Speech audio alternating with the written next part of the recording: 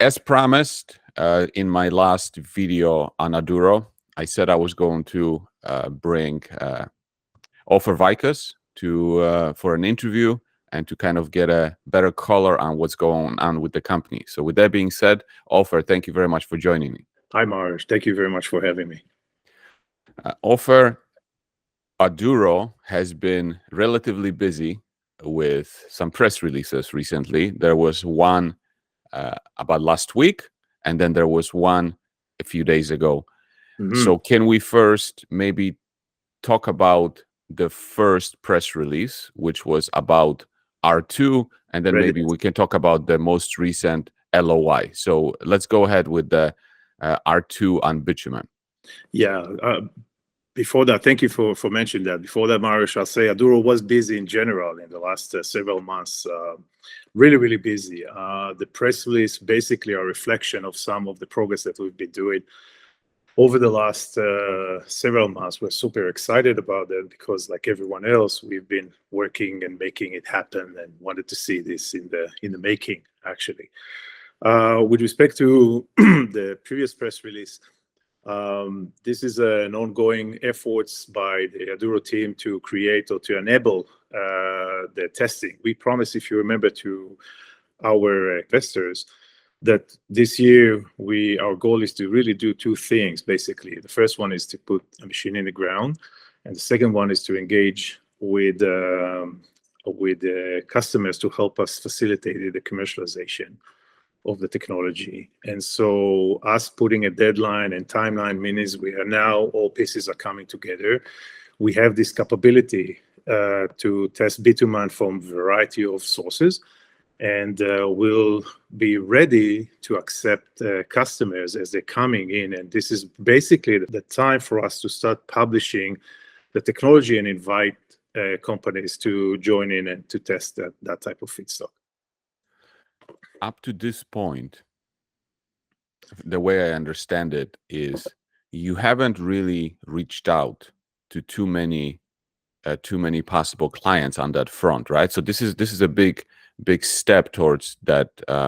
Very big step. Yeah. So we've been doing, of course, we've been presenting and we've been showing the company and the technology, but we haven't made active efforts to engage customers. Most of the customers that we engage, first of all, we kept it quiet for most of the time because we did not have anything to show at this time. And second, we wanted to have the ability to be ready to test material before we invite customers on hand. So yes, there's a selected companies that at this point of time are working with us. Can you explain one thing to me? In the press release for that R2 Bitumen, you're talking about flash drum. And when I was visiting your company, we were talking about the plastic side, R2 on plastic side, and there was discussion that you felt comfortable that R2 for plastic was going to work because you already had R2 for the Bitumen, and then you came out with this press release for R2 for the Bitumen, including the flash drum. So can you talk about those elements? When we talk to investors, our investors, the first thing last year, if you remember, Mariusz, was that we are working to make sure that the science is there. So we've done that last year. This is basically the activity we've been focusing on. Saying all that, we weren't working in ideal situation or ideal scenario. In the cases where we've been operating last year, we've been working on full heavy oil. This is not an ideal situation. I mentioned before that we do not want to operate on full heavy oil, on a full barrel of heavy oil. What we need to do is to separate the light from the heavy and then operate only on the heavy, which is mainly the asphaltene in this case. And so the flash drum enable us to do that. And so our accuracy and pinpoint towards the customers basically needs means that we can take now with this flash drum coming on board, we can take almost any material that will come at us, we can separate the heavy from the light, and we can tune the process to heavy material and stay away from and not operate on the light, meaning not waste resources and chemistry on something that does not need chemistry and resources. And then later we will mix it. Now, the reason we were confident that we could operate on the plastic in the same way that we could operate on bitumen, you may remember that we mentioned several times that asphaltene, in our perspective in the lab, was called nature's polymer, really. And so it has, some resemblance to man-made polymers. And us working on nature's polymer give us the confidence that within tweaking and adjustment and knowing what's going to happen, we'll be able to operate on plastic as well. And we've, in the last several months, we've proved that as well. Let's jump to the most recent press release. On September 13, Aduro and Prospero entered into a letter of intent. Yeah. So this is like one of your first clients. I know this is a second engagement, yes, but talk about this, what it means for the company, how this relationship evolved into what it ended up being. Oh, okay. I'll do that. Just before that, I just want to make one or two comments, Mariusz, about just as a background for our activity, for our coming activity. So we as a company, of course, we don't live in a bubble. We understand that this is a bit of a challenging market. As you know, in the last year, we raised over $4 million in our raise, and we've been very, very cognizant of how we're raising that money. And so at this point of time, we're well cashed up for this year's activity for our next 12 months. So the activity that came with this press release is very, very much related to that concept, because we are capable of executing whatever we want to execute without any further money. That's just as a point. And another point I'd like to say before diving into this current press release is that through that process, we care. I'm as the largest shareholder. Really, I care about the small shareholder as the largest shareholder. Mr. John, who has 1,000 shares, to anyone who has millions of shares in the company. So as we're making our process and our decisions about how we're taking money and moving forward, we try to be very, very cognizant on the current situation. The coming press release really reflect that type of capability. So we've used that money to move on and build the process that we need.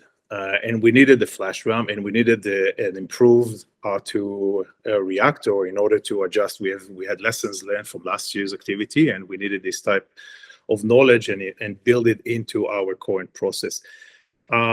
This is basically the first time that since we are public, because we had confidential engagement with an Alberta-based large organization, that we have actually bringing also revenue into the company from that type of testing. So in general, we're trying to stay very close to what we say to investors. So we told investors that we're bringing a machine. We told investors that we're bringing customers, and our goal is for customers to pay for that type of testing. Specifically into this current activity, this exercise is doing for the company really, really two major things. First and foremost, it allows us to demonstrate the technology in a larger scale. And it allows us to work with real customer, again, another customer, but real customer with actual needs, commercial needs. That's first and foremost. Second, it also put immediately a deadline and maybe a time frame, and in the future some kind of a budget of building a larger commercial unit. So it's not just for demonstration the unit. There is an end goal here. If you notice in the press release, there is really an end goal here to build 3,000 barrels per day operation. And then this number did not came from us. It is more of a Prospero need. That is the size that Prospero is planning. So this is how we're building it. You can understand. And again, related to how we are working with customers, that there'll be customers in different sizes. And our goal was to adjust our operation to the customer's size. So it may be that other customers will view this commercial activity, and we'll have different needs going forward.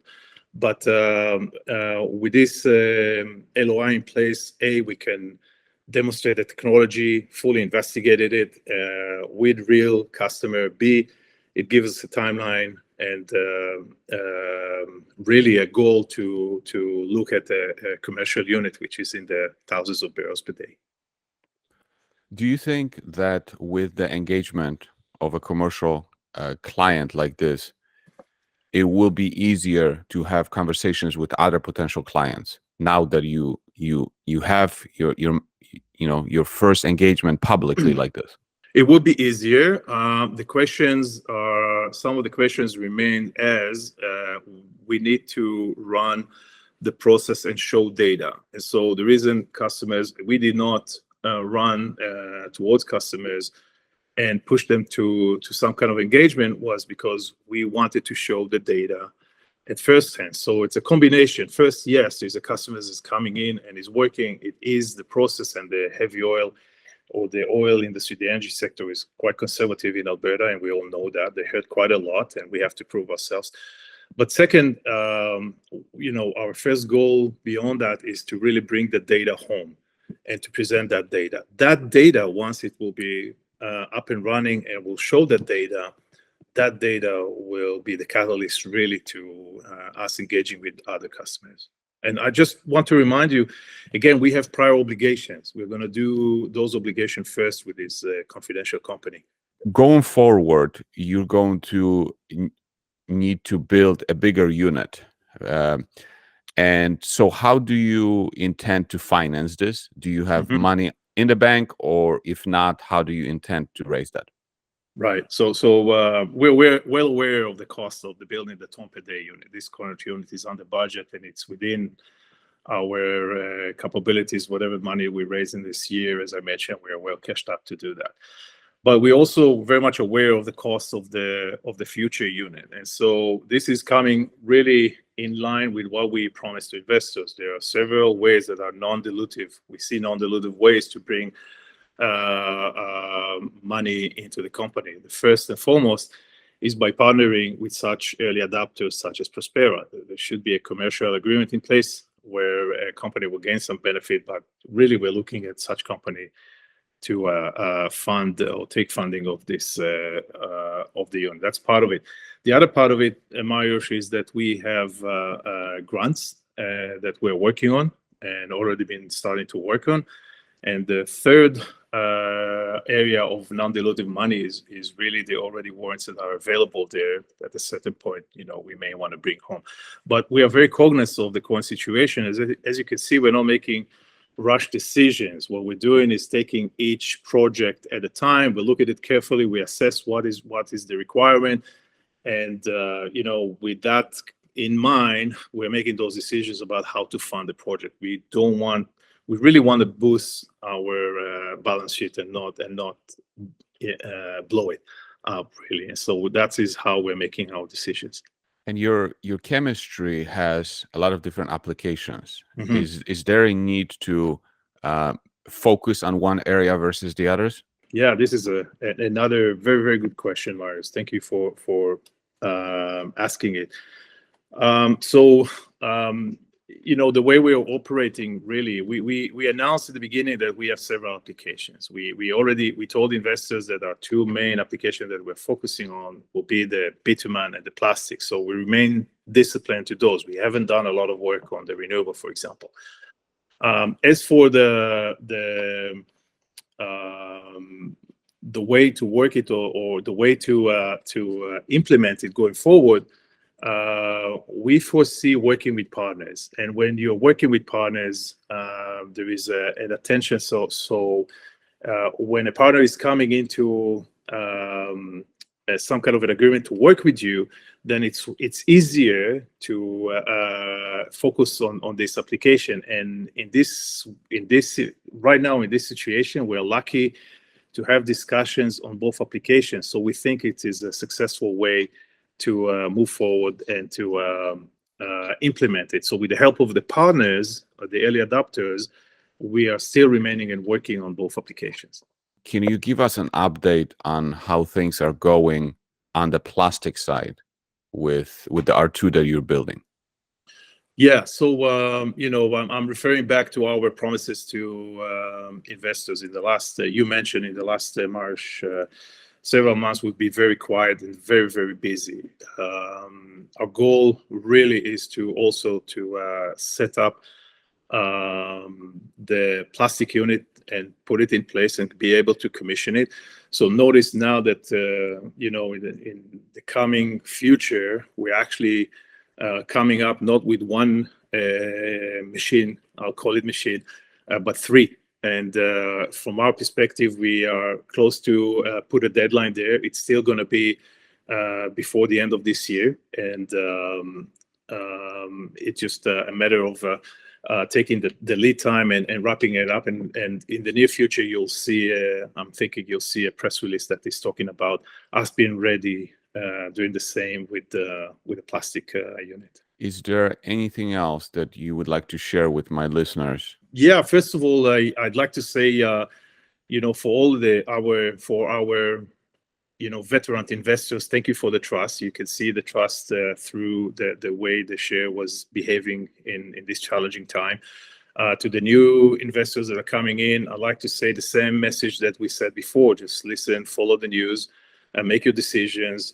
See what we've been told to investors and see what we are working to achieve. And now when the news are coming, see how we are doing it. So we care a lot about what investors think about it, about us as a company. We want to deliver, and all of our attention is to deliver. So with the plastic unit, currently, we promise the same concept, really. We promise to build a process and to engage with customers before the end of the year. We think we'll do that. We still have the time to do that and to deliver. So just follow the news. Okay, well, thank you very much for your time and updating my listeners on your company. Oh, thanks a lot. Thanks a lot, Mariusz.